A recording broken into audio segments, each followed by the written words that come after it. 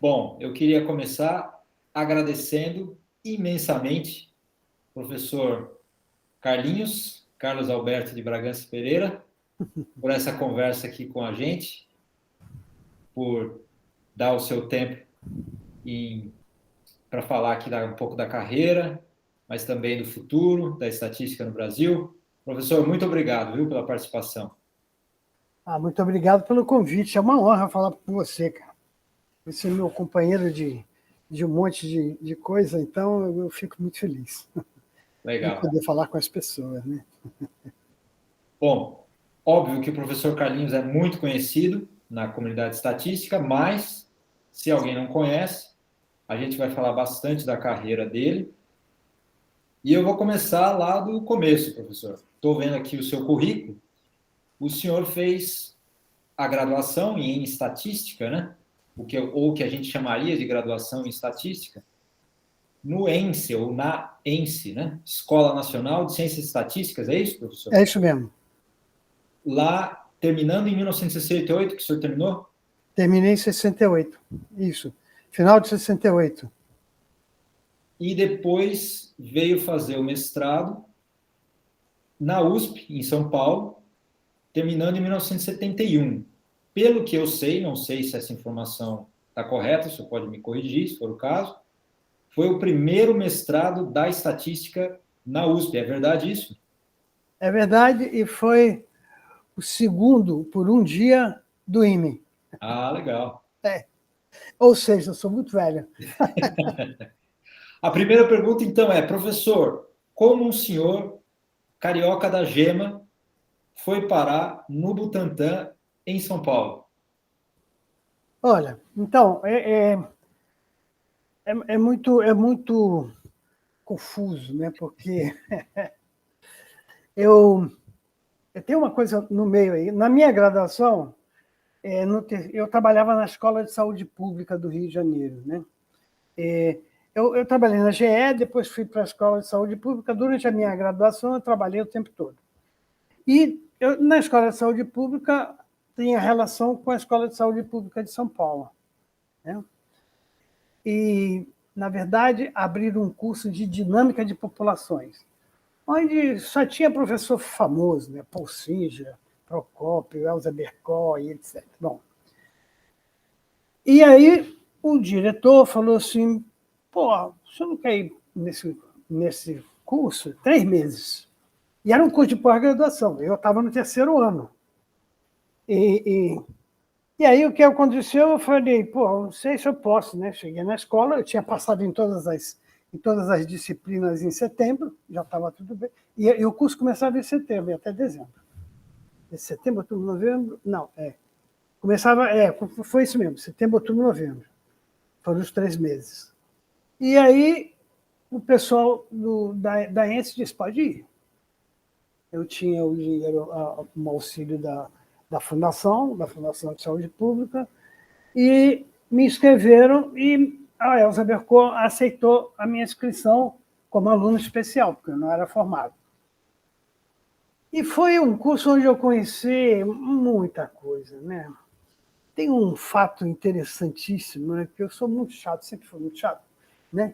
E eu perguntava muito, né? Eu sempre não tinha vergonha de perguntar. Tem gente que tem vergonha de falar porque vão pensar que ele é burro. Eu não tinha essa vergonha, eu não tinha. Nem eu, nem o Josemar. Então, eu fui aluno do Paul Singer, e o Paul Singer dava aula de demografia. E ele era economista, não era estatístico. E aí ele terminava a aula, eu chegava para ele, professor, se desculpe, mas acho que a fórmula tal está errada, porque o senhor botou... Falava alguma coisa, ele consertava, na outra aula ele ia e falava, agradeço aqui o Carlos Roberto. Né? Aí você vai ficando famoso, diretor do Estadão, diretor... Fiquei famoso, eu era um garotinho, né? Perto deles. E aí eu fui passando, né, o curso com ele, e aí a gente ficou muito amigo. No final do curso, tinha uma professora minha brava lá, eu adorava ela, mas ela era brava com os outros lá, porque não sabiam nada. E e era a doutora Lucila Milanese. E ela... Ninguém queria trabalhar com ela, né? Porque a gente tinha que escrever um texto no final. Eu não ia receber diploma, não era formado. Cheguei para a doutora Elza, doutora Elza, não dá para a senhora me dar um título aí do curso que eu fiz, etc. Ele falou, eu dou, mas só se você for aluno da Lucila Milanese. Aí, pô, aí foi o que aconteceu. Mas eu estou falando isso porque, muito mais tarde, eu fui num jantar do Jair, que era daí, ela de Ribeirão Preto, né? Fui num jantar da livre docência dele. E o Pocinho já chegou atrás de mim, né? Ficou sentado bem na cadeira atrás de mim. Eu virei para trás, era muito tempo depois, né? Falei, professor, se o senhor lembra de mim? Carlos Alberto de Bragança Pereira, o cara mais chato que eu conheci na aula. Bom, então, continuando, eu trabalhei com o Singer, que foi o cara que falava por Lula, lembra? Eu trabalhei com ele, tem um agradecimento meu no livro dele, inclusive, mas eu fui na festa dele. Quando eu bati claro, fui da banca dele, a banca de doutorado dele, claro, enchi o saco dele, né? E o pai estava lá. Aí, quando eu bato na porta, o Pocinho já abre e falou assim, não, dessa vez você não entra. Ele era uma pessoa espetacular, né? Então esse é um fato muito importante na minha vida, porque eu vi que as pessoas... A gente não tem hierarquia na ciência. Você, quando faz uma coisa errada, não vai ser porque eu sou o Einstein que vai ficar certa. Né? É claro que o Einstein não deve escrever coisa errada, mas se tiver errado, vai estar errado. Né? Eu sempre falo isso para os meus alunos, que não tem esse negócio de respeito, e que o cara não pode fazer o dele. Para mim, nunca teve isso. Eu aprendi isso com um menino da Politécnica que foi tirar um xerox de um artigo, e ele falou, professor, eu tenho que dar essa cópia para o senhor. Nunca vi o cara. Tem que dar essa cópia para você, que era sobre um ambiente de pesquisa numa empresa.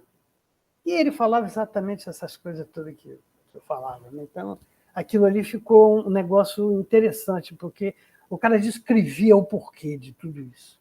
Então, a minha vida foi mais ou menos assim, fiquei muito contente com tudo que eu fiz.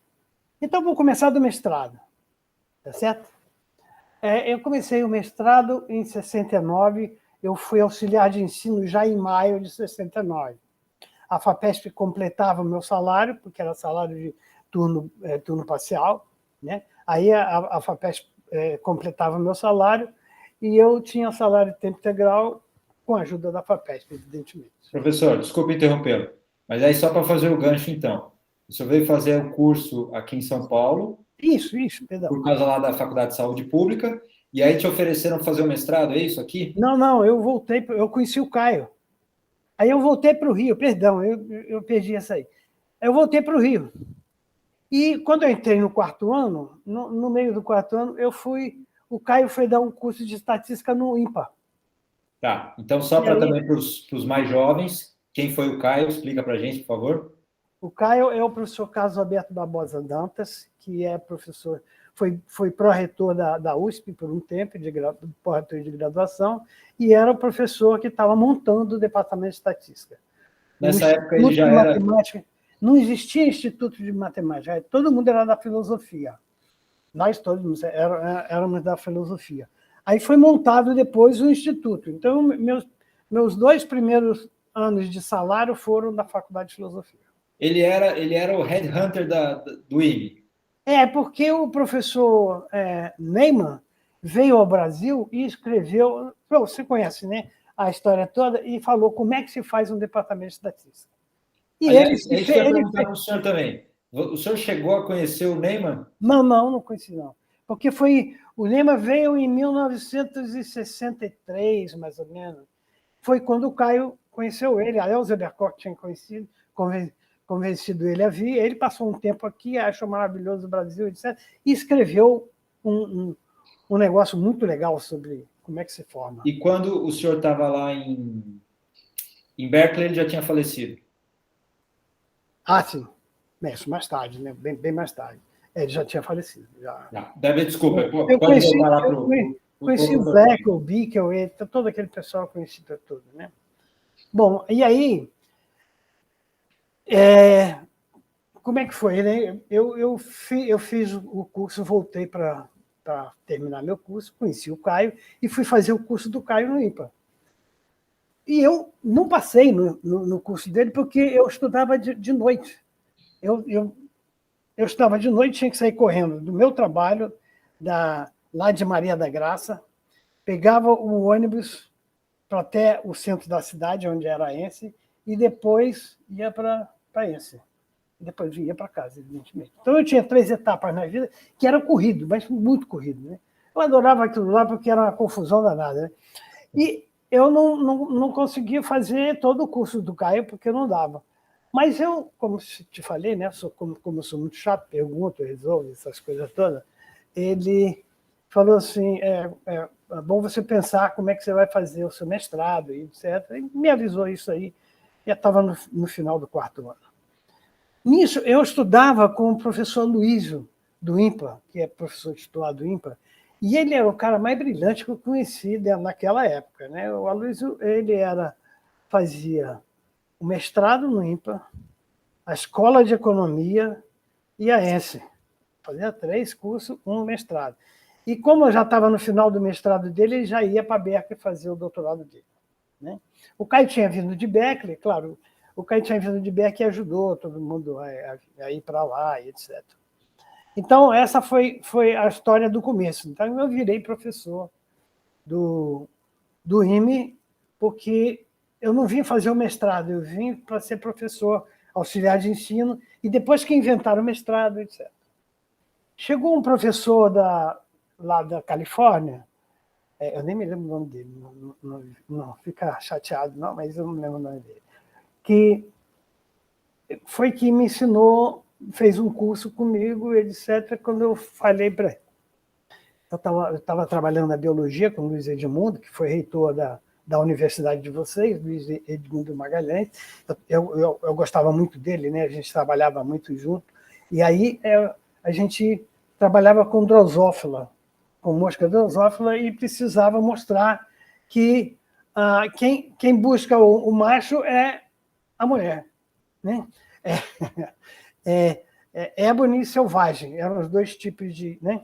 E aí a gente queria contar quantos casamentos tiveram de um tipo e de outro. Né?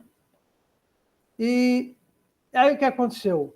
Eles botavam dentro de uma caixa, acho que eram 25 casais, 25 casais, e contavam depois quantos cruzamentos teve. Toda vez que acontecia um cruzamento, o cara puxava o casal com um negocinho aqui.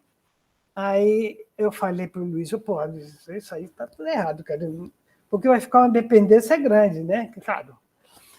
Então, o que você vai fazer? Eu falei, pô, não dá para a gente olhar os descendentes? A gente olha os descendentes, conta quantos teve aqui, quantos teve ali, homozigoto, heterozigoto, homozigoto dominante, aquelas coisas todas. Aí, muito bem, eu falei, comecei a trabalhar, mostrando algumas coisas, e eu, assistindo a aula desse professor, eu falei, professor, eu tenho aqui um problema, né? Eu queria saber se isso aqui é razoável. Ele falou assim, esse é o seu mestrado. Você não precisa fazer mais nada que eu mandei, nada. Não precisa fazer mais nada. E meu mestrado foi isso aí. Na verdade, foi daí que saiu o meu mestrado, que é estimativa da probabilidade a priori. É um absurdo o título, né? Eu estava estimando a probabilidade a priori. Né? Eu estava estimando a frequência de vezes que um casal do tipo tal fez. Né? Então, a gente botou 500 machos, não, 500 machos, 250 de um tipo, 250 do outro, e 250 das fêmeas, de um tipo só, né, do Iabani. E aí que a gente mostrou que existia, né, preferência sexual. Né? Ah, e aí, como eu tinha preferência sexual no título, o doutor Fadigas, da Poli, ia participar da minha banca. Ele chegou e falou para mim assim, olha, tem alguma coisa errada aqui. Você fala que o casal teve 250 filhos, etc. E aí falou, eu pensei que era grande, depois descobri que era pequeno, mas você não disse o que era. Eu não tinha falado para o cara o que era que eu estava trabalhando, que era a Drosophila melanogasta. Foi mais ou menos isso aí que aconteceu. Aí acabei publicando meu artigo na revista brasileira, né? E foi o primeiro trabalho que eu fiz assim oficialmente de pesquisa. Eu já tinha feito alguma coisa de pesquisa quando eu estudava amostragem com o Norival de Câmara, que era um professor famoso da ENSE. Eu tinha já inventado lá um P, né, que era de Pereira. Isso foi o Ronaldo e o Wagner que botaram o nome de método P, P de Pereira. Isso eu era garoto, né? Eu adorava essas coisas, né? Aproveite. Desculpa, professor, pode continuar. Então, isso daí foi no quarto ano, foi no quarto ano isso. Né? Então, eu tinha uma satisfação de estudar assim, grande, né, cara? A ponto de, no final do curso, eu não queria me formar porque eu não tinha aprendido tudo de estatística. Então, e aí, exatamente isso aí que eu queria chegar com o senhor, porque, pelo seu currículo, né, na segunda metade dos anos 70, o senhor vai fazer o doutorado Isso. na Flórida, né, na Florida Isso. State University, nos Estados Unidos. Lá o senhor vai ser orientado pelo Debrabata Basu, é um dos grandes nomes da estatística no século XX, que o senhor deve saber melhor do que eu, né? Foi orientado pelo Ronald Fisher, né? Então, Isso, eu sou neto dele, né? exatamente, o senhor é um descendente direto do Ronald Fisher? Foi meu irmão que montou essa árvore aí na internet, né? Então, ele foi... Então, o senhor é um descendente direto. Acho que o Fischer não ficaria muito satisfeito com a sua pesquisa, mas... O Basu teve conflito com o Fischer e depois com o orientador dele também, né? Porque ele criava sempre problema para o Raul. Né? O Raul dava uma palestra e falava, pode falar, Basu. Aí ele fala, aí tem o teorema do Basu, que é justamente da época que ele foi orientado pelo Raul. Né? Mas a minha pergunta é justamente essa. Mas voltando lá, né, eu fiz a tese de mestrado, publiquei, e nisso, o diretor do Butantan, ele é o Dr. Bessac, né? Era o Dr. Bessac. O Dr. Bessac, como eu ia dar aula na biologia, junto com o Clóvis, eu conhecia bastante o Dr. Frota, que, para mim, o maior cientista do Brasil foi ele, né? Ninguém sabe do Frota Pessoa, mas eu sei tudo dele. E aí, o Bessac mandou um artigo para publicação, foi rejeitado. E foi rejeitado porque ele fazia um teste de Q quadrado, onde as amostras eram 4.000 e 3.000 e pouco, esse está tudo publicado. E o número de quebras cromossômicas era 3, 7, né? Aí o cara usava o teste Q quadrado junto com aquele negócio grande. E aí ele falou, pô, será que você pode me ajudar? Eu falei, professor, eu vou pensar nisso. Eu dava curso, o Flávio me deu um livro que se chamava como é que era o nome? Era Enciclopédia de Estatística Aplicada. É Estatística Aplicada, alguma coisa assim, do Chakravarti, Lara e Roy. Eram em 3. Mas era só resolver problema. Só resolver problema. E eu falei assim, poxa, se eu usar a distribuição de Poisson, que é razoável, né, usar lá, eu vou poder comparar as duas proporções, os dois parâmetros da Poisson e mostrar que é ou não é, né, significante. E descobri até então que ninguém me ensinou como é que testava a diferença dos parâmetros de duas porções. Você viu isso no seu curso? Não. Ninguém viu. Então, o que eu fiz? Eu botei duas porções, né, nos dois lados e eu fiz uma transformação do parâmetro. Então ficou... se você vai ter um PN e um PM, né? E se os P's, P1N e P2M, se os P's são iguais, como é que eu faço então, né? Então eu condicionei pela razão entre o parâmetro de uma sobre a soma dos parâmetros. E nisso os N's ficaram do lado e ficou P1 sobre P1 mais P2. Se fossem iguais, era meio. Né? Pô, cara, deu tudo certo. Rejeitou, mostrei tudo que precisava mestrar. Aí o artigo foi aceito na Mutation Research. E isso foi uma coisa que eu aprendi, né?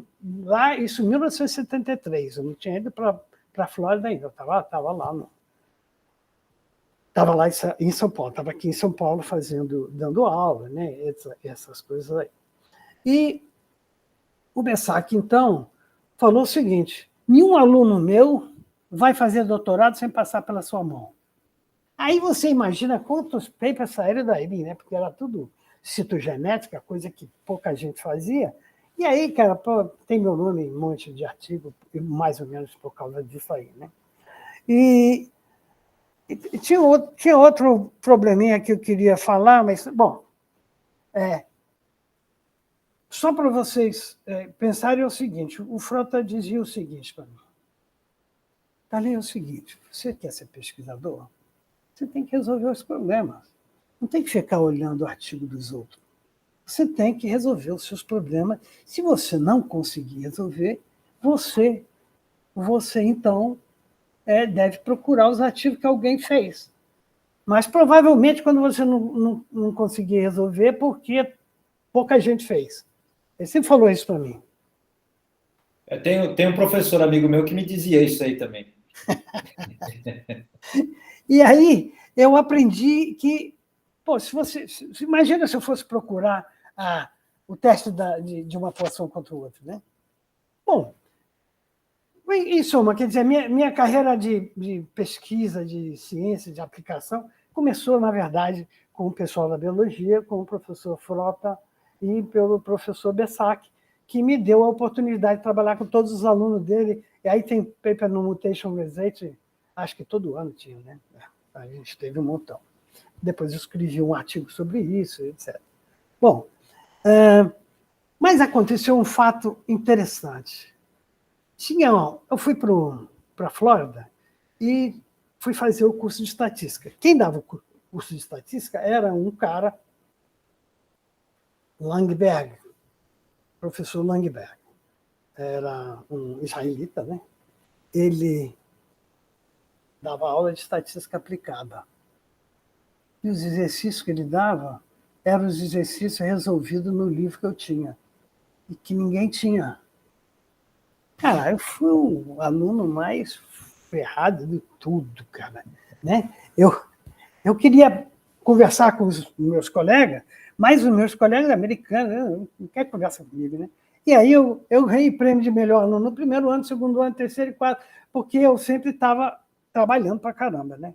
E americano é assim, ele pega a lista e ele sabe fazer 3, ele faz 3, não quer fazer todos. Ele faz o que dá para ele fazer. E nós temos que fazer tudo, né? Como eu, como você, como todo mundo. E foi assim que eu fiz a minha tese, né? Foi passando por aí. E o meu maior problema foi que eu fui aluno da Aline Bilard de séries temporais. E eu tinha que furar cartão, levar lá, né? Eu fiquei com um trauma tão grande que eu nunca mais quis saber de computação. Eu fiquei 3 meses indo todo dia, consertando, melhorando meus programas, passava, dava zebra. Era um ponto no lugar de uma vírgula. Aí eu nunca mais quis saber de computação nenhuma. Esse foi a maior desgraça na minha vida, né? Desgraça não, foi muito bom, porque eu dependo dos meus colegas. Então, a gente tem um monte de companheiro para fazer os artigos, né? Então, meu começo foi mais ou menos esse aí. E, no final, eu fiz curso de matemática, análise funcional. Tem um curso de análise que a gente fazia no departamento de matemática, eram 20 alunos. Quando terminou o terceiro curso, que é análise funcional, tinham 3. Eu, um chinês de Hong Kong e o outro chinês do Canadá. E aí a gente foi, o cara participou da minha banca, o professor. Então, eu não tenho raiva de matemática, eu só quero a matemática que me serve, não é de maluco. O Júlio fica muito bravo comigo quando eu falo isso, né? Agora, conta aquela história que o senhor já me falou também, que o Basu deu um livro na mão do senhor e falou assim, ó, para você ser doutor comigo, você tem que ler esse livro aqui e resolver esse problema. Ele pegou o livro do Definet, o livro de probabilidade 1, né, do Definet, e no meio do livro tinha lá o teorema fundamental da probabilidade. Ele virou para mim, abriu o livro e falou, pô, esse cara aqui está ficando importante, eu sabia de escrever sobre ele.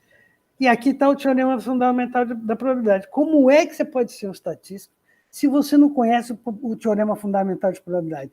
Você vá e, por favor, me explica isso aí. Ele era cego, né? Não podia, ele é quase cego, né? Ele não podia fazer as coisas, mas ele era um pensador, realmente. Bom, eu fui e descobri que, com a geometria, a gente consegue demonstrar tanta coisa na estatística, né? Porque eu não conseguia demonstrar nada, mas quando eu fazia de geometria e fazia o que ele mandava lá, pô, ficou lindo. Aí eu preparei um documentozinho pequeno, né, uma folhinha, botei no meu livro, e o filho da mãe do Júlio me roubou meu papel. Eu não sei demonstrar mais aquilo lá, mas de jeito nenhum. Achei o que é, né? Na verdade. Então, foi isso que ele fez comigo. E ele fazia isso comigo sempre, né? Ele me dava os artigos do David para falar de independência condicional, né? E eu tinha que mostrar para ele o que ele tinha feito. Falava do teorema dele, né? Sempre falava do teorema dele, então eu tive que estudar os artigos do David, que estava começando a falar sobre independência condicional. Esse aí, David que o senhor está mencionando é o Blackwell, por acaso? Hein? Não, Phil David. Bayesiano. O do Cox, um detalhe. Lembra do teste que eu falei da Poisson? Era o paper do Cox em 75, muito depois de ter feito, hein? Olha lá. Que é o paper dele de partial likelihood. Só que ele fez várias distribuições, várias, né, coisas. Mas a Poisson, a primeira vez que apareceu foi lá, né, na literatura. E eu tenho o maior orgulho disso, eu fiz primeiro que ele. É uma besteira, mas é legal. E é verdade também que num desses desafios aí que o Basu deu para o senhor virou para ele e falou assim, mas isso é muito difícil. E aí o que ele respondeu para o senhor? Não, isso não é difícil. Isso aí, depois que eu resolvi o problema, ele falou o seguinte, eu queria vir embora, meu filho estava com um problema no pulmão, etc., estava aqui no Brasil, eu já queria desistir de tudo e vim embora. E aí ele falou assim, não, você não vai embora coisa nenhuma. E você não é médico, não vai salvar o teu filho, né? E aí eu fiquei lá, e ele falou assim para mim, eu estou indo para a conferência do Cochrane, em Washington, e aqui está o seu problema. E aí me deu o problema de falta de informação, falta de resposta, né? E tinha um paper famoso lá né? E eu tinha que resolver o problema da falta de resposta. E parece que foi a primeira vez que a gente conseguiu pegar binomial e escrever como produto de binomiais, a multinomial escrever como produto de binomiais. E da Dirichlet também. Então eu podia fazer todas aquelas contarias todas usando, que depois virou um paper famoso do Simpural, não, é de um professor de lá da Flórida que roubou do meu colega que fez a tese dele foi exatamente nisso aí, né? Stick, não sei o cavalo, tem um nome. Né? Stick breaking. Não foi o Seturama que fez, foi o Rantuari, que foi um colega muito legal comigo. A gente trabalhou junto muito tempo lá. Mas então, é verdade que ele virou para o senhor e falou assim, bom, eu já tenho meu doutorado. Não, deixa eu terminar sobre isso aí. Tá bom. E aí ele foi embora e eu, quando eu resolvi, falei, isso aqui é uma trivialidade. Né? O meu teorema era um negócio tão bonito, mas muito simples, né? E era o teorema que fazia a independência dos parâmetros, aquelas coisas todas. Não vou falar sobre técnica aqui, não, mas o teorema era legal. Aí, quando ele voltou, ele falou, como é que ficou? Eu falei, professor, ficou muito simples tudo aqui. Tá, tudo eu fiz aqui. Aí mostrei para ele virou para mim e falou assim, você já pode ser um escola. Olha que coisa de maluco. Porque ele falava sempre que um aluno, para fazer doutorado com ele, precisava de 8 anos. De 4 não dava. Né? Bom, aí eu falei, mas o que eu vou escrever, professor? Isso é problema meu? Isso não é problema meu. A tese é sua.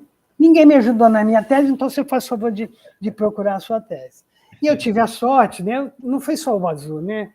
Meus professores foi o Frank Pochat, de confiabilidade, e o Bazul. Então, minha tese são 4 capítulos, 4 papers, aliás, 5 papers, na verdade, tinham 4 capítulos, e cada um numa coisa diferente, né? Então, o primeiro, independência condicional, o segundo, a solução da não resposta, o terceiro, a dependência entre priori e posteriori, como é que funcionava, né? E o último, caracterização de distribuições, usando toda essa técnica de suficiência, né? E suficiência parcial, etc. Foi o que a gente fez. Então, eu terminei, e quando eu terminei tudo, né? Eu falei para o professor Bazul, professor, tá aqui o que eu fiz, né? Mas está muito trivial. Aí que ele falou a palavra para mim, já sei, você quer que alguém pegue sua tese na biblioteca e diga, esse cara aqui é muito bom, porque a matemática não vai entender nada. É assim que você quer? Aí eu entendi o que ele estava dizendo, né? E depois fui descobrir ao longo do tempo que as coisas melhores que eu fiz foi justamente coisas que ficaram muito simples, né? Bom, o meu paper com o Bazul era o não resposta, mas mais importante dele foi independência condicional. A gente publicou no Science, série teórica, e o outro a gente publicou. A gente publicou nesse Journal of. Bom, uma revista também famosa aí, e a gente publicou o artigo lá. A ponto de eu achar que era importante, porque o Cadene, quando escreveu o paper dele de estatística bayesiana para dados discretos, etc., o paper principal foi ele generalizar aquilo que eu tinha feito com as integrais lá, integrais de Taylor, sei lá como é que era o nome das integrais dele. Então, aí eu percebi que era uma coisa realmente importante. Mas só que, como ele usava, todo mundo cita o Cadene, não vai citar eu, que estou lá, que ele usou. E aí eu descobri também que a gente realmente é tupiniquim, né? Isso aí, com certeza. Então, a gente precisa resolver problema. Eu cheguei à conclusão que a melhor coisa que a gente podia fazer na vida era resolver problema. Eu tinha uma bagagem bastante forte, né? Em estatística, né? Então, eu sou capaz de ajudar as pessoas. No curso meu de doutorado, tinha um curso de estatística aplicada, que chamava-se Brown Bag, Bayesian Brown Bag, que é Brown Bag porque a gente almoçava na hora da gente atender os clientes de outros departamentos. Só que tinha um problema, a gente era filmado. Tudo que você falava ali de besteira estava filmado, com inglês ruim, etc. E aí a gente aprende muito, né? Porque os caras que que estavam comigo eram pessoas que não eram fortes em estatística. O professor Linha e um outro professor. Eles não eram fortes em estatística, mas sabiam como é que manejava com o cliente, como é que tratava o cliente. Um livro deles é justamente sobre como é que trata um cliente de estatística. Normalmente a gente acha que o cara que está na frente da gente, às vezes é um cientista espetacular, a gente acha que ele é burro porque não sabe fazer conta. E não pode fazer isso, né? A gente tem que ser humilde e dizer: eu sou realmente um mecanismo que vai fazer com que ele faça os trabalhos dele. Por isso que eu botei na minha página, a gente é o backward da ciência, né? Muito bem, então eu tinha o Prochan e tinha o Basu como orientador. Muita sorte, né? Com o Prochan eu tenho 2 artigos, um é o capítulo da minha tese e o outro é um artigo de uma página no Scandinavian Journal of Statistics sobre a amostragem de bateria. Qual é o tempo que a bateria morre quando não está sendo usada? Você guarda a bateria, depois você vai lá de 2 anos, não usou ela, está morta. E aí tinha todo o teste. Aí foi um negócio muito simples, mas foi muito bonitinho. Uma página, né? Era os anos de Chile. Legal. Aí o senhor terminou o doutorado, voltou para o Brasil.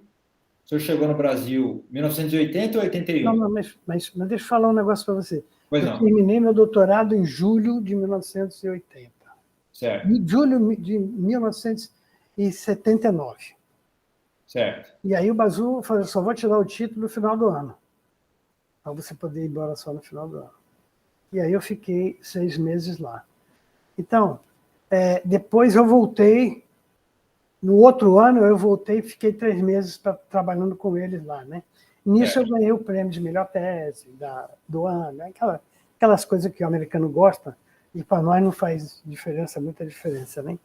E aí eu fui trabalhar com as coisas do Prochan também. Eu orientei algumas teses em confiabilidade, né? A primeira delas foi com o Vitor, chileno, que é professor do Chile, professor da Universidade de Santiago, né? Ele foi meu aluno, um ótimo aluno, né? Um cara matemático de primeira linha. E aí ele fez, né, aquelas coisas nossas de usar de Richelieu com risco competitivo, né? Quando você tem uma máquina em série, como é que faz isso, né? Tá certo? Aí depois teve o Marcos Koch, que foi meu aluno de mestrado. Ele pegou aquela coisa e botou uma distribuição de Weibull e fez com a Weibull. E não fez só do jeito que a gente tinha feito geral, né? Quando apareceu o Adriano aí tocou para frente tudo, né? Adriano Polpo. O Polpo. Ele fez o meu trabalho com paralelos, né? E aí, se vocês olharem, a gente tem o último paper foi ideia do Adriano, na verdade. Muito das coisas lá foi ele que me fez trabalhar, né? E o último dele foi para sistemas coerentes. Sistema coerente é quando se você tirar um elemento do sistema, o sistema não pode melhorar. Se melhorar, o seu sistema não é coerente. Não precisava daquele tempo. Então, é uma coisa bem simples de definir. É claro que se você for nos livros, vai ser uma coisa complicada, mas é exatamente isso aí. Um sistema coerente é quando você, se tirar um elemento, vai ficar com o tempo de mortalidade menor ou igual. Não pode piorar. Tá certo? Não pode melhorar, perdão. E aí a gente escreveu bastante coisa. Com o Vitor, eu sinceramente, foi a coisa mais importante que ninguém falou muito sobre isso, que era de Richelieu bivariada. Bivariada ou multivariada, né? Que quando você põe um sistema em série, né? Se você faz aqui aquela coisa, isso aqui tem uma distribuição, isso aqui outra, e tem um pezinho que vai dizer qual é a probabilidade de morrer antes esse do que aquele, né? E aí ficou, botava 2 de Richelieu e mais uma beta que fazia a mistura de duas Richelieu, e ficou, eu chamei de Richelieu bivariada, ou multivariada, quando você botasse mais plano, mas não sei para que serve. Mas foi muito bom, né? Porque a gente escreveu todos os artigos, depois a gente fez bastante coisa. Né? E eu acho que isso daí foi alguma coisa bastante relevante. Eu trouxe o Lindley para São Paulo, trouxe os Actos, trouxe mais não me lembro mais quem foi, mas... Mas é justamente aí que eu queria aproveitar que o senhor está falando isso, pegar o gancho. Depois da sua volta do doutorado, o senhor foi chefe de departamento, o senhor foi departamento de estatística, né, no IME, o senhor foi diretor, né? Foi diretor do IME. Fui 3 vezes chefe. Eu fui 3 vezes chefe. 3 vezes, então, teve uma grande contribuição aí, administrativamente falando, né? Uhum. E nesse meio tempo o senhor ainda foi lá para a Berkeley, passou um tempo lá no seu pós-doutorado. Fiquei 2 anos. Eu queria que o senhor falasse um pouco agora dessa fase em São Paulo já, da sua contribuição administrativa agora, digamos assim, né? Na parte administrativa, na construção. Quer dizer, o departamento já estava meio que construído, mas agora precisava se consolidar, digamos assim, né? Então, como foi essa fase? Eu sou uma pessoa que não vou brigar muito com as pessoas, né? Eu tenho mais... E os funcionários realmente gostavam muito de mim, né? Então me ajudavam em tudo, né? E eu tinha uma filosofia assim: ser chefe de departamento, você é responsável pelo seu departamento. Não quero discutir com nenhum dos funcionários seus. O responsável é você. Se fizer alguma besteira e passou por você. Então, é você que vai levar as porra. Né? Isso eu fiz na direção e tanto fiz no nosso departamento, mas o departamento foi muito pequeno. Né? O instituto, que era mais sério, mais complicado, tudo era muito complicado. Mesmo com tudo isso, as pessoas sempre me pediam para voltar a ser diretor. Eu falei, só se me... Porque a gente, como diretor, a gente ganhava um dinheirinho razoável. Como eu já tinha sido chefe, 5 anos incorporou. Não existe mais isso.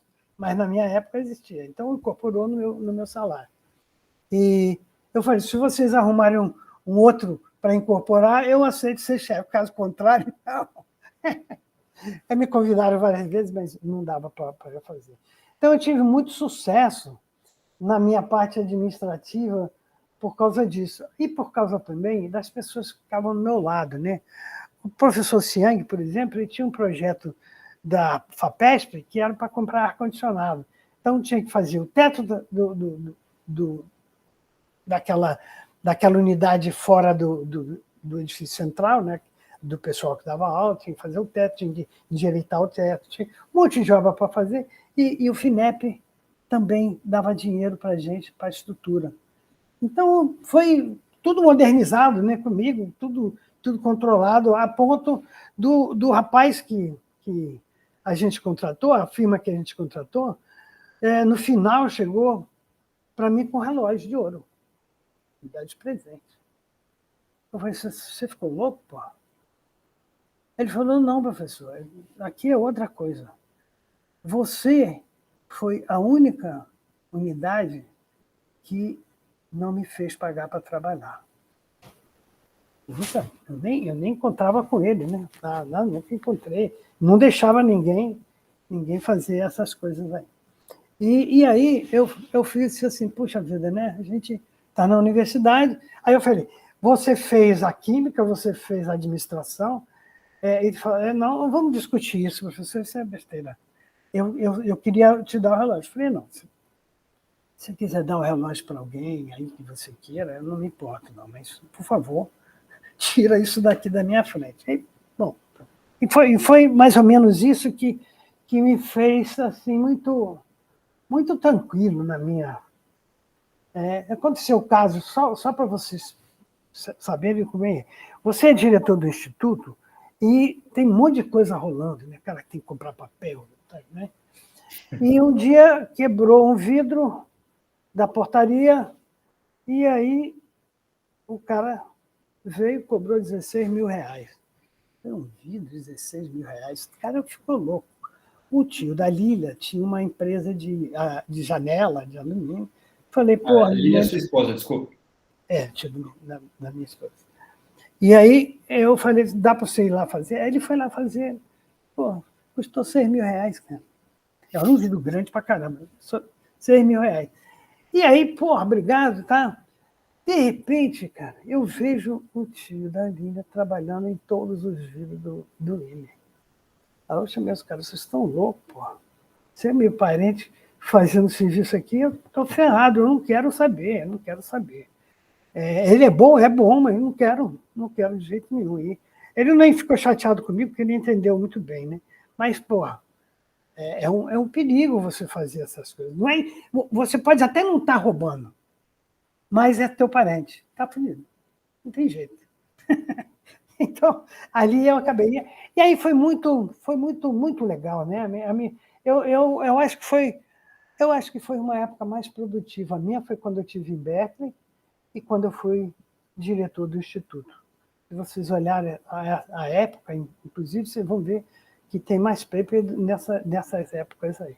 Eu fiz o doutorado, eu fiz o titular em 1990, virei titular, eu acho que foi 90, virei livre docente, fui para fora, depois voltei, virei titular, e aí tem toda essa história de administração.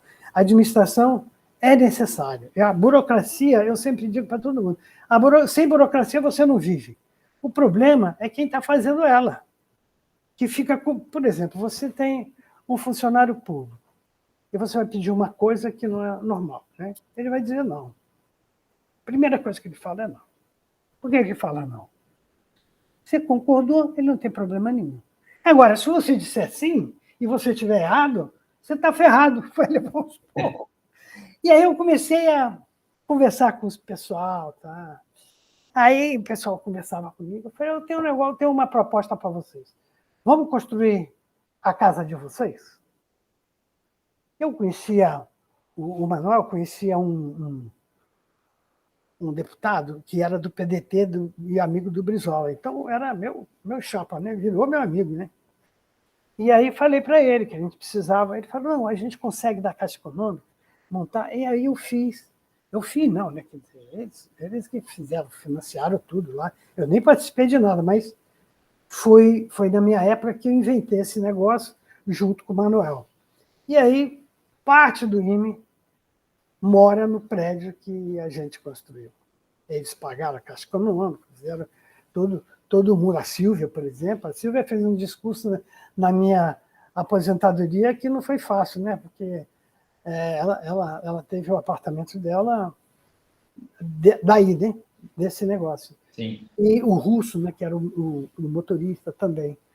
E eu sei que as pessoas percebiam que a gente não estava interessado em ter poder. A gente estava interessado que a máquina funcionasse bem, né? Isso é uma coisa que eu aprendi. Por exemplo, um cara chegava para mim e dizia assim, não pode deixar o fulano de tal ir para fora porque ele vai, a namorada dele está lá no Canadá. Eu falei, pô, o cara é um matemático importante, né? Não é possível. Eu chamava o cara e perguntava para ele, cara, é isso que estão falando. O que você disse? Eu falei, professor, o cara que é orientador dela, quanto respeito eu tenho com ele? Eu vou lá para trabalhar com ele. Por acaso ela está lá por minha causa, né? Chegava na congregação, fazia o maior discurso em direção ao cara que era do PT, que vivia me dando porrada. Outra coisa que apareceu, né? Tinha uma moça na biblioteca que dava um trabalho, cara. E aí ela disse que estava grávida, só que ela era gêmea. Né? Eu tinha um papel, eu estava grávida. Aí eu falei, não vou dar licença. Como não vai dar licença? Não vou dar licença. Não vou dar. Aí veio o sindicato disse, eu não vou dar licença. Eu só dou licença para ela se ela for fazer um exame com o Tolosa no hospital universitário. Então, se for lá e ela tiver ou não tiver, eu vou ficar sabendo. E aí, o que aconteceu? Ela arrumou rapidinho uma transferência. E o pior, né? Ela estava grávida mesmo. Né? Isso aí foi um problema que me perturbou um pouco, mas a gente já conhecia essas coisas todas, né? E isso assim, mostra que a gente tem que ter cuidado com tudo quando você é um diretor. Não adianta você ser bonzinho, não adianta você ser honesto, você tem que parecer honesto e parecer bonzinho, né? É aquela história. E aí, passou o meu tempo, pá, acabou. Foi assim, eu acho que foi... O Russo, por exemplo, que era o motorista, ele via muita coisa, né? Passou um dia, ele passava um dia na minha sala, assim, uma vez de vez em quando, professor, vamos fazer compra hoje?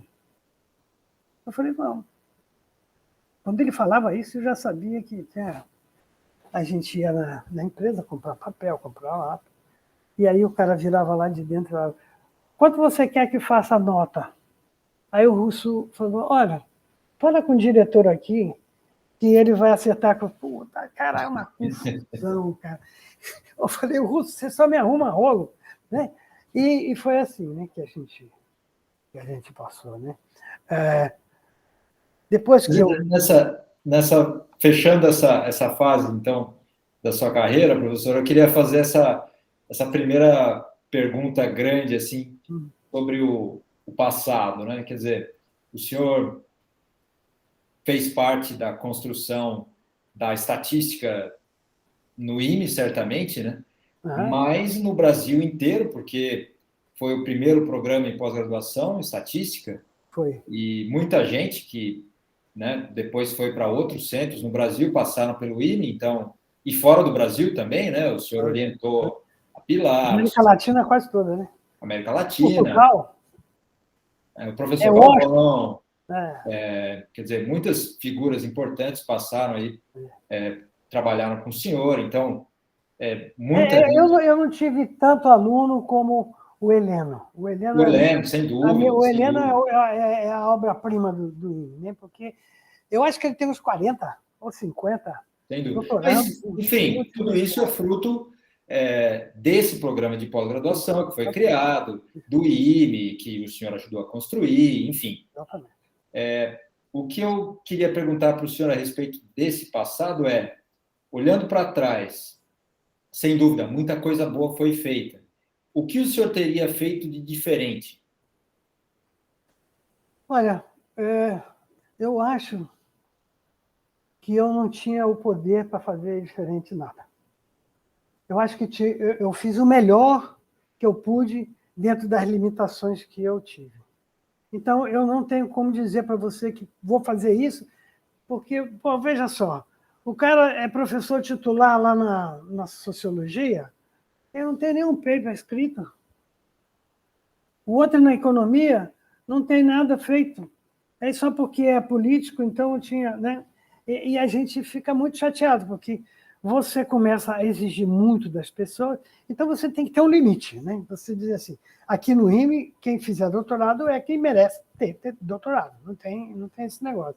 E a gente seguiu essa linha, e eu posso dizer para você que eu não faria muito diferente, não.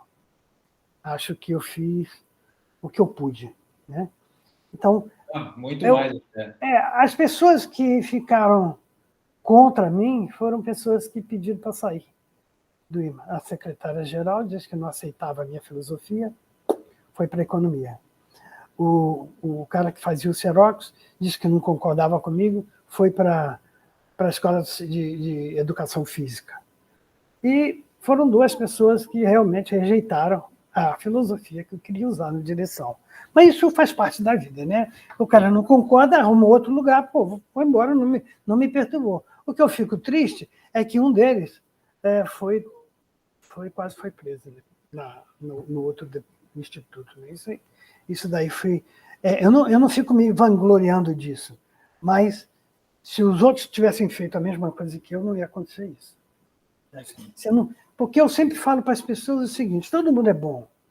No dia que o cara passou a ser corrupto, é corrupto. Não tem esse negócio de bonzinho. Era bonzinho no exterior. Eu falo para os meus filhos assim, eu falo para eles assim, tem que dirigir assim, assim, assado. Mas eu sempre dirigia do meu jeito, nunca aconteceu nada. Eu pergunto assim, você já morreu? Aí ele fica quieto e vai embora. Né?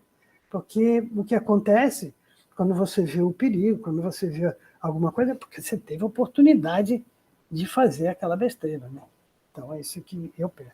Isso aí é coisa que a gente vai construindo, sabe, Márcio? Vai construindo porque você tem que sobreviver dentro desse mundo todo, né? E não quer que seu nome fique sujo também, né? Não quer fazer coisa errada. Sim. E foi assim, a administração, eu acho que eu fiz muito legal. Eu acho que eu fui uma pessoa tranquila. Agora, pensando mais no presente, né? O senhor... Deixa eu só completar Claro, claro, por uma favor. coisa importante. Eu, na minha passagem pelo Tallahassee, eu conheci muita gente importante. Professor Balo, professor Lindley, professor Kempthorne. E essas pessoas me deram assim, uma força muito grande. Né? Eu fiz o primeiro teste de significância lá naquele problema do Bessac. Quando eu estava fazendo minha tese, o Kempthorne não gostava de inferência bayesiana, né? Ele falava que não prestava para nada. E as aulas dele com Basura, assim, um pau, uma briga danada, um discutindo com o outro. Era uma coisa de maluco mesmo. E aí eu estava fazendo minha prova de qualificação, ele chegou atrás de mim e falou assim, não adianta você ser bayesiano se você não inventar um pi velho bayesiano, porque enquanto vocês não fizerem isso, vocês nunca vão vingar. E aquilo ficou na minha cabeça, né, por tanto tempo. E aí eu voltei, né, fui trabalhar, fui diretor, etc., e fui trabalhar em alguns problemas interessantes. Eu era sócio do Júlio, né? Eu estava no meu escritório e vi, porra, cara, se eu fizer na posteriori, comparar com a priori, bababá, aquelas coisas todas, eu cheguei para o Julinho primeiro, falei, Julinho, dá uma olhada nisso aqui. O que você acha que se acontecer, se isso aqui ficar mais largo, menor? Ele falou, porra, isso está dizendo que está contra, está a favor, pô, isso é um teste. Isso é um teste. Eu falei, porra, legal. Cheguei para o Júlio e falei, Júlio, eu tenho a solução para o problema, mas eu não sei fazer multivariado. Quando tem muito parâmetro, eu não vou saber fazer. O Júlio olhou e falou assim, eu sou de pesquisa operacional, a estatística é um caso particular da pesquisa operacional. A gente está acostumado com dimensão 2000, 1000, não é dimensão 2. Está tudo feito! Aí a gente, na hora de publicar o artigo... O Júlio Stern, o senhor está se referindo, né? O Júlio Stern. Aí, na hora de publicar o artigo, eu fui convidado para ser editor associado da Entropy, 1969. 99, professor. Hein? 99. 99. Eu não sou tão velho assim. 99. Aí eu fui editor associado da Entropy.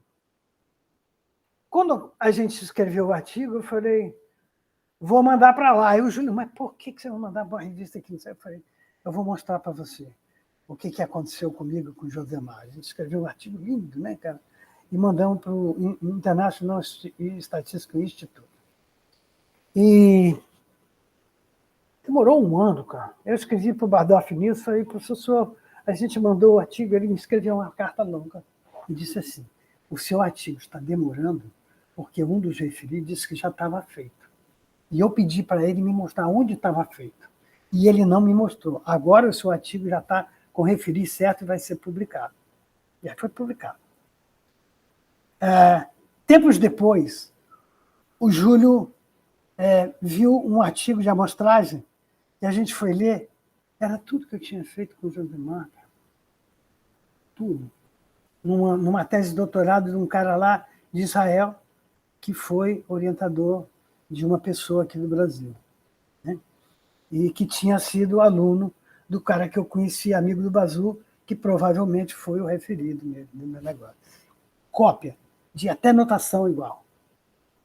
Aí eu falei, esse aqui ninguém vai roubar da gente. Aí o Júlio falou, tá certo. E a gente publicou, primeiro, número 1 da Intratem. Número 1 da Intratem. E eu acho que foi a vantagem nossa. Mesmo assim, olha só, eu não contei para ninguém isso que estava publicado. E aí um aluno meu primeiro aluno de doutorado, foi embora para os Estados Unidos e escreveu um artigo usando justamente o FBST e dizendo que era dele. Só que a gente já tinha publicado o artigo. Pô, aí foi uma vergonha, cara, né? Foi uma vergonha de verdade.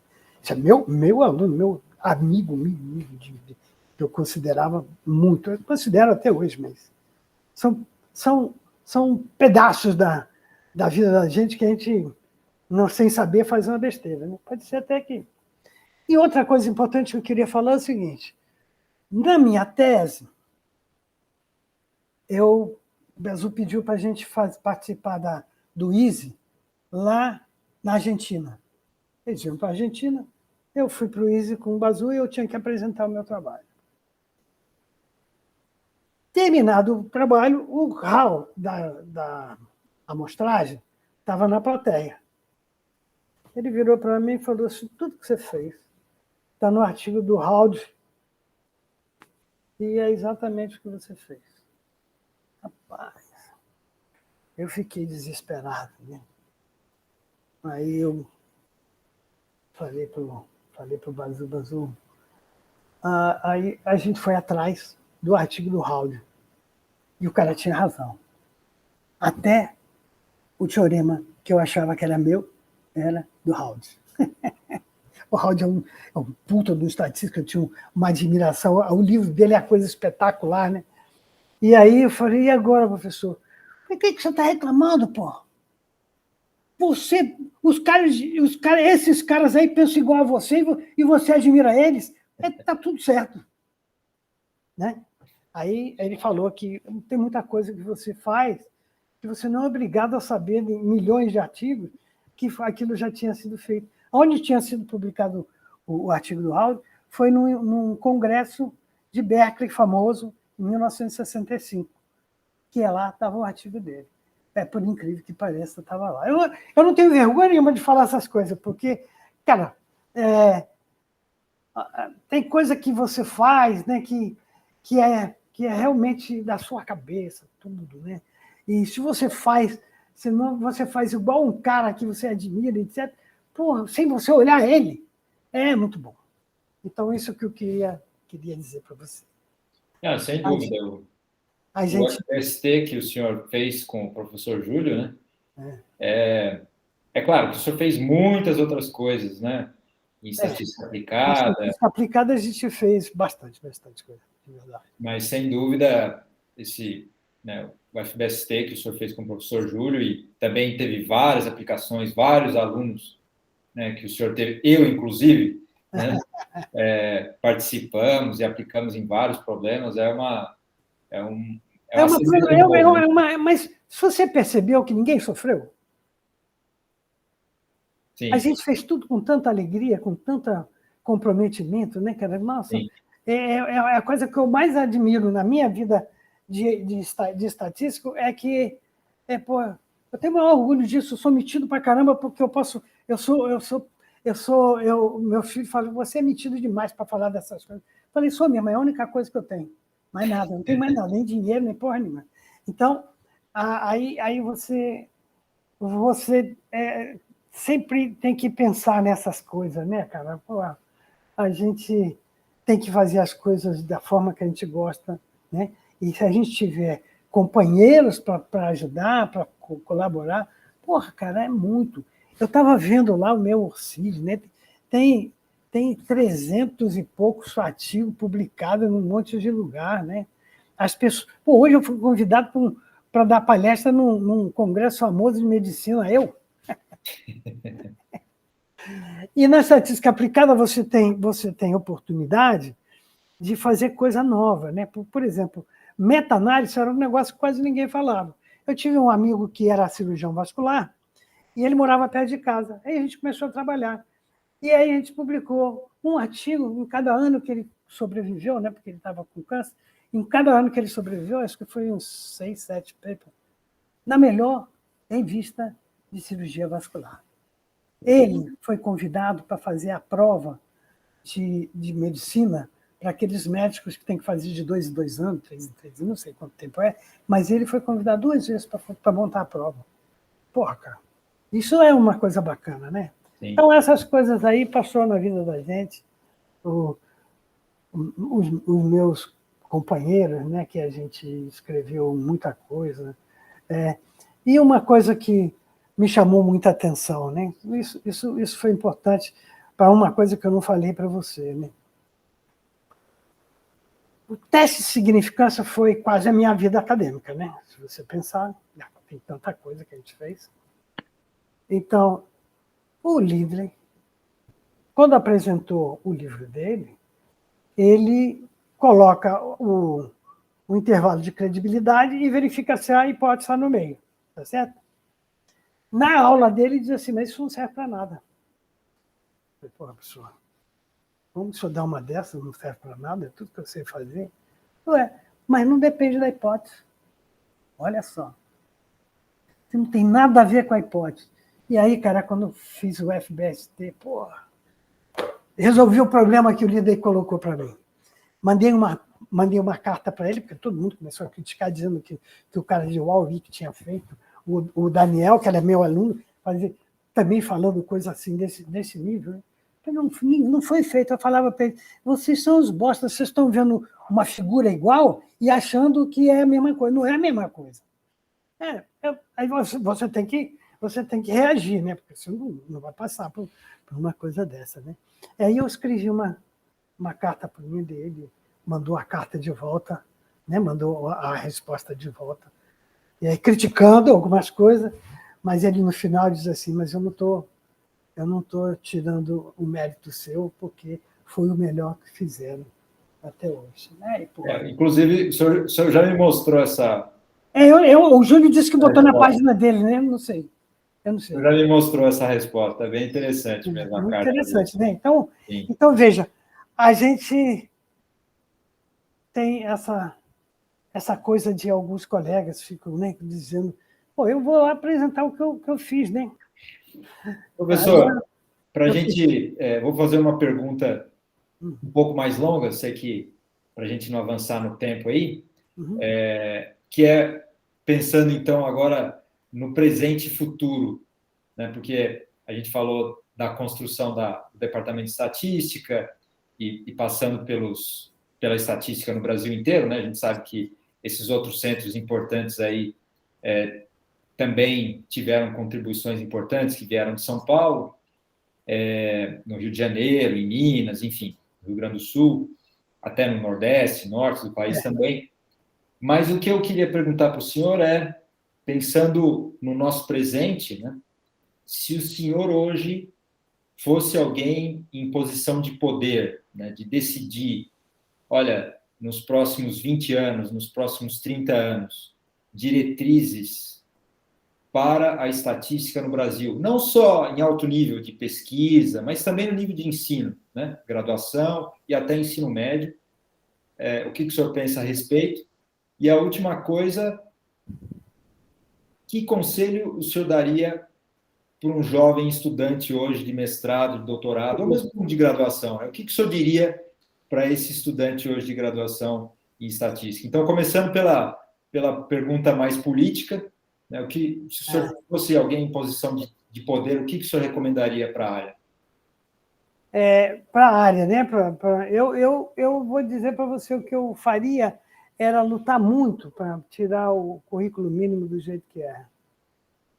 porque não faz sentido. Tem um curso do IME que se chama Matemática Aplicada e Aplicada Matemática e Computação. É um curso noturno.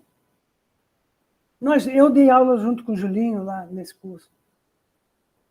Não conheço nem um aluno desempregado. Nenhum. E todos em posição alta. Porque o curso faz computação, faz estatística, e isso daí é o que está sendo feito hoje. Né? Não adianta você fazer estatística filosófica que nem a gente faz, e depois o cara vai resolver o problema, não pode? Não. Mas a sorte nossa é o seguinte, que hoje a garotada já vem muito melhor que você na computação, né? O menino, quando chega na tua mão, cara, pô, ele é um... Estou fazendo um projeto com o Butantan, né? E o projeto do Butantan tem um grupo de pessoas, tem uma moça que trabalhou comigo na psiquiatria não, era genética de psiquiatria, né? E eu via que as coisas que ela fazia com computacional era muito legal. E agora a gente tem um problema lindo de morrer, né? O professor Sérgio Lerjovic é um cientista bioquímico, né? É muito, muito competente, e viu o meu trabalho lá no AC Camargo, de câncer, etc. E aí ele falou, pô, Carlinhos, estou com um problema aqui. Eu descobri que o macaco destrói a xistosomose em 2 semanas. Você bota o xistosoma no macaco, ele pega a doença por 2 semanas, e depois vai embora, desaparece. Que hormônio é esse que ele usa? Porra, cara. Aí ele falou assim, se a gente descobrir qual é esse hormônio, nós vamos ganhar um prêmio Nobel. É brincadeira dele, é claro. E, então, ele pegou 12 macacos, né? E pegou um tipo de sequenciamento com todos os tags diferenciados, e é uma biblioteca, né? Só para você ter uma ideia, o Excel com a biblioteca que eles mandaram para mim tem 130 mil linhas. Né? E tem 130 mil linhas, e a multinomial deles tem um N de, eu acho que 30 milhões. Como é que você resolve isso? A gente já resolveu. A gente não percebe muita coisa, né, na estatística aplicada. Na estatística aplicada tem o P sobre o menos P, né? Que é o odds. Log odds. Se for beta, é quase normal o log odds. Quase. Nas testes que eu orientei, eu fiz a moçada construir um monte de curva para ver aonde está a diferença. Com o alfa e o beta grande, mudando todos os negócios, cara, não tem diferença prática nenhuma. Quando você faz o seu log, essas coisas enormes vão embora, né? Não aparece. Simplesmente vai embora. E aí você tem distribuições normais, faz uma meta-análise dos seus bichinhos, cada biblioteca você vai fazer faz uma meta-análise dos 12 macacos, né? De um lado, os 12 macacos do outro, e aí você pode comparar linha a linha, pode comparar multivariado, pode fazer o que você quiser. É só você definir direitinho quem vai estar embaixo de todos eles, né? Qual é a tag que vai abaixo dele. Então vai ter um conjunto de tags que tem muito pouca observação, e não dá para tirar nada dela. Então você põe isso junto e faz. E, cara, você não tem ideia de como é bonito. Né? Você não tem ideia de como ficou bonito. Né? Agora, o que eu vou fazer com isso? Né? Você vai convencer quem? Então, esse é o primeiro problema. Como é que você vai fazer para convencer as pessoas que aquele método é um método legal? Eu já tive desafio bastante no Butantan, né, com o pessoal do Butantan. Então, por exemplo, esse mês a gente tem um paper... eu tenho 2 papers aplicados. Né? Um numa revista chamada Marines Risk, Riscos Marinhos. Pô, cara, a gente publicou um artigo lá, um artigo legal demais, e o índice H deles, o impacto deles, é 7. E você nunca ouviu falar disso. Eu nem sabia que existia isso. Depois tem um outro de psiquiatria, pesquisa em psiquiatria, que eu e o Adriano... Na verdade, isso foi mais o Adriano, que fez a análise de morte, né? Como é que chama lá? Não lembro agora. É análise de tempo. Tempo para morrer. Né? E... Estou esquecendo. Ontem eu assisti o Gilberto Gil, ele esquia de tudo quanto é palavra que ele tinha que falar. Estou assim agora. Então, ele está compondo música para caramba, então não está ruim, não. Análise de sobrevivência, perdão. Está vendo como é que volta? E aí o Adriano fez um negócio de doido, né? Porque é muito complicado o que ele fez. Ele pegou assim, o bichinho morreu, o fulano foi no dia tal, está anotado o mês tal. E que o problema era o seguinte: quanto tempo demora para uma pessoa que tem toque resolver ir a um psiquiatra? É uma análise de sobrevivência, né? Que não é de morte, mas é de morte de falta de médico. E aí a gente tem dado para caramba de todos os hospitais que fazem parte do grupo. Então a gente tem que fazer uma meta-análise de tudo, tá certo? Aí o Adriano, em vez de colocar o discreto, ele fez o intervalar, no mês tal, entre esse dia e esse dia. Cara, não trabalha, só ele mesmo, né? Não tem jeito. Aí a gente está publicado nessa revista aí. Então, ficou muito legal. Então, quando é publicado, você sabe, passou pela mão numa revista dessa, 8 de impacto, da estatística maior é 3,5, pô. Então, aí essas coisas são importantes. Então, meu presente agora é isso que eu te falo, né? Fazer estatística aplicada. E eu sofro um pouco, porque tem um moço da Politécnica me escreveu dizendo que está com dificuldade de entender a distribuição de Weibull quando ele está fazendo uma análise de sobrevivência. O que ele quer saber é o seguinte: quando ele usa um rolamento lá da máquina dele, que ele abriu num determinado tempo e ela está funcionando bem, né? Quanto tempo ela deve ficar ou se eu devo trocar?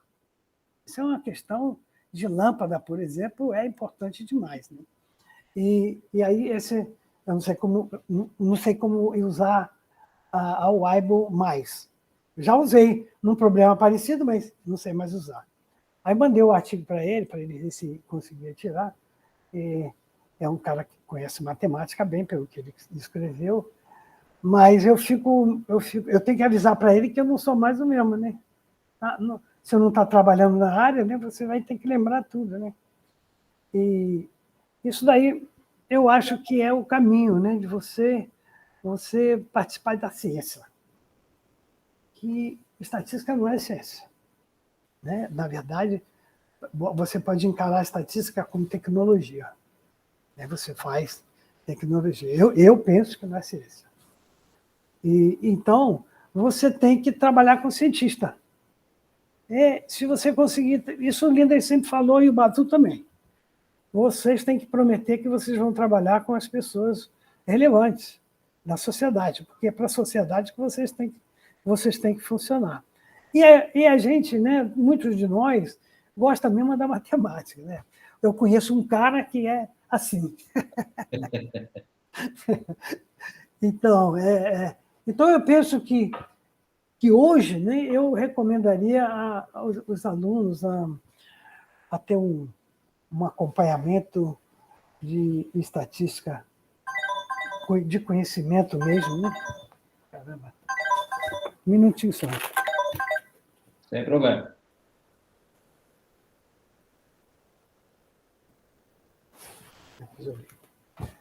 Então, hoje você tem oportunidades grandes, né? Por exemplo, no IME, a computação dá curso básico de computação, e aí você pode colocar os alunos lá, eles estão fazendo isso. Então, o aluno da estatística hoje cara, é um negócio impressionante. Eu estou trabalhando com um menino agora, com uma base de dados de 17 mil pacientes de odontologia, e essa reunião que eu vou ter agora, né, daqui a pouco, é para tratar desse problema. E aí você vê a habilidade do rapaz novo, jovem, deve ter um... Cara, sem brincadeira, se você olhar a cara dele, não vai acreditar que ele é aluno já do bacharelado, né? Já está no terceiro ou quarto ano, né, para fazendo estatística aplicada. E aí é uma rapidez. Você fala assim, tem que fazer um aglomerado aqui, um conglomerado aqui, assim, assim, assado, tira a variável tal, põe lá. No outro dia está pronto, bicho. Já pensou? E esse dos macaquinhos, que tem lá uma coisa absurda, essa moça já me mandou todos os gráficos de todas as linhas. Cara, como que pode? Ela falou, está demorando muito, professor, está demorando 2 horas para fazer. Custa muito caro.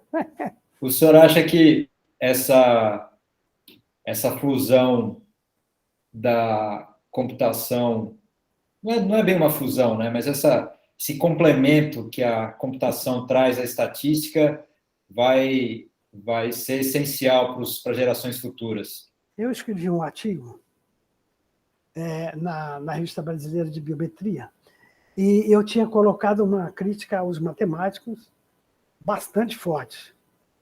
Porque o cara acha que usar um teste de hipótese num negócio que ele ouviu falar vai resolver o problema dele. Ele não entendeu o problema estatístico, real. Né? Por isso que eu escrevi. Eu tenho 4 artigos sobre Covid, né?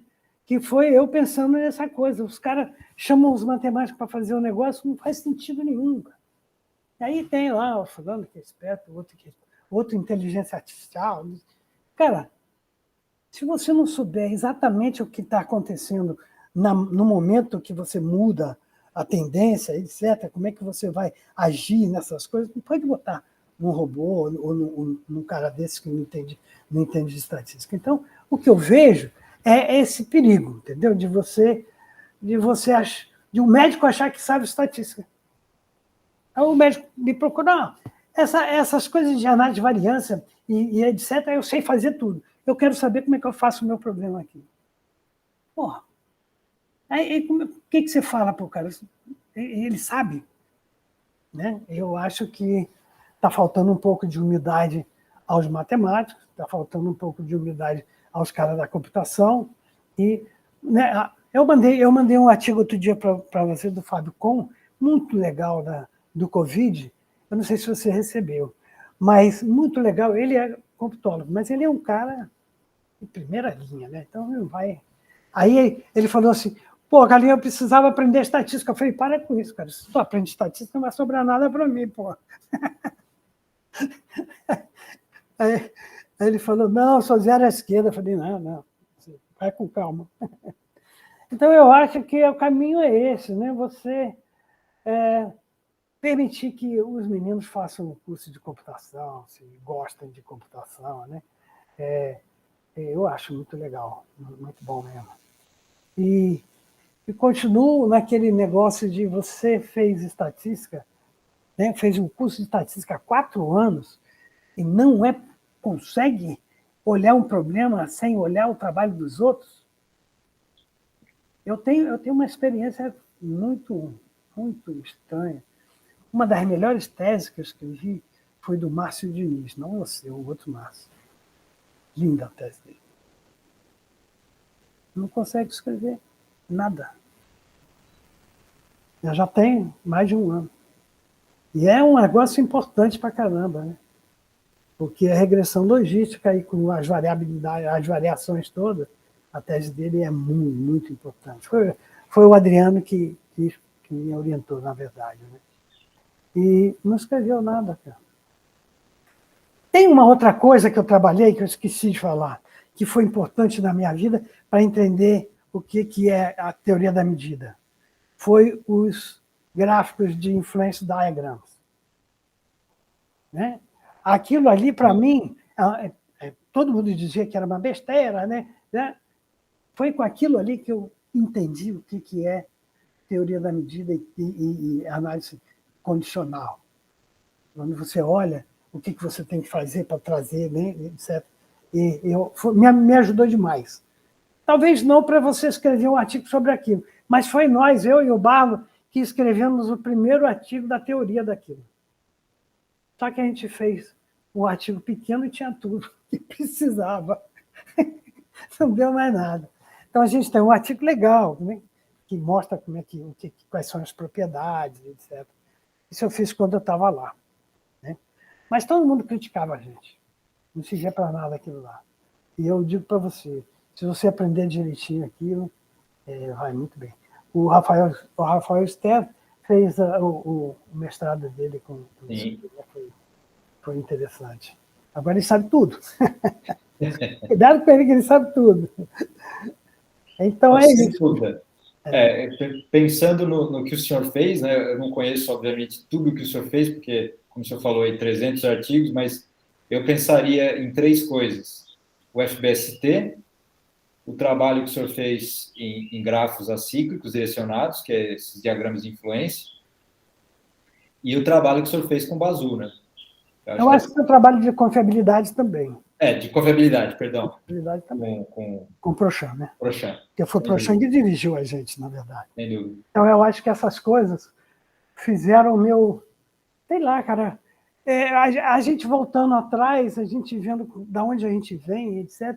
É tão difícil acreditar que a gente está nessa posição hoje, velho, de verdade. Né? Pô, já pensou? O Rafael faz uma aula para ser professor do INE e me escreve dizendo assim, eu usei o seu exemplo. Porra, cara, quer mais o quê? Né? Ele estava dando aula lá em Carlinhos de Mello, me escreveu falando, professor, onde estão essas coisas aqui? Eu falei, cara, tá na minha cabeça, não está em lugar nenhum, não. Eu aprendi com o Bazu fazer essas coisas, sempre criticar tudo. E aí foi legal. Isso aí foi muito Professor, aproveitando esse gancho, a gente está chegando aí no final desse papo.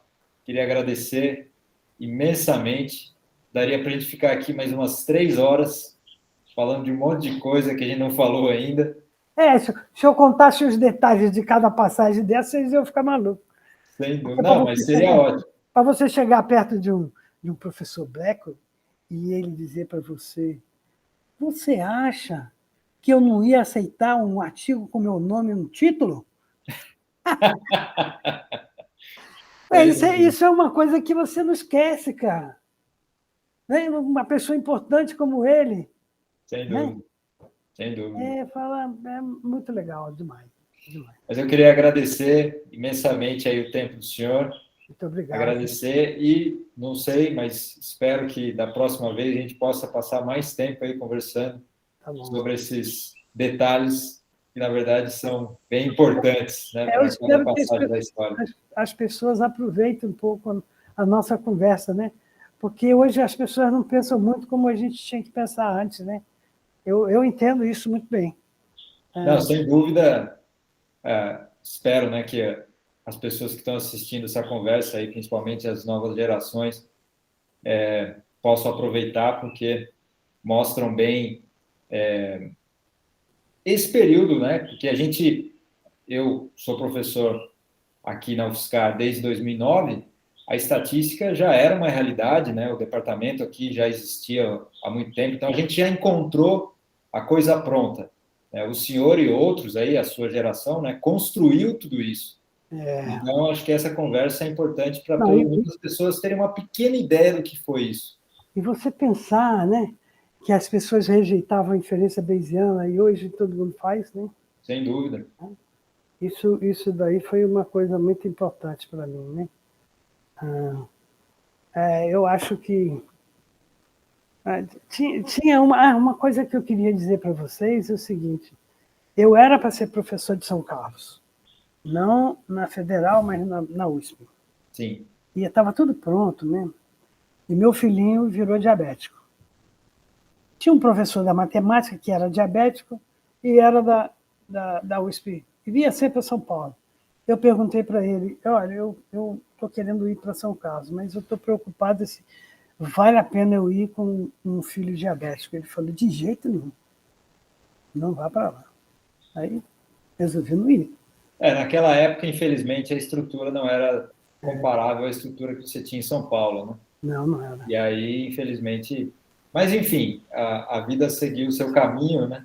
E o senhor produziu bastante aí em São Paulo e foi importante para todos nós. Professor, muito obrigado. Obrigado você, Márcio. Obrigado por lembrar de mim. Aqui, quando você se aposenta, o telefone para de tocar. Não, vai tocar ainda há bastante tempo, professor. Não se preocupe com isso, não. Tá bom. Um abraço, Márcio. Muito obrigado, tá? Eu que agradeço. Ok.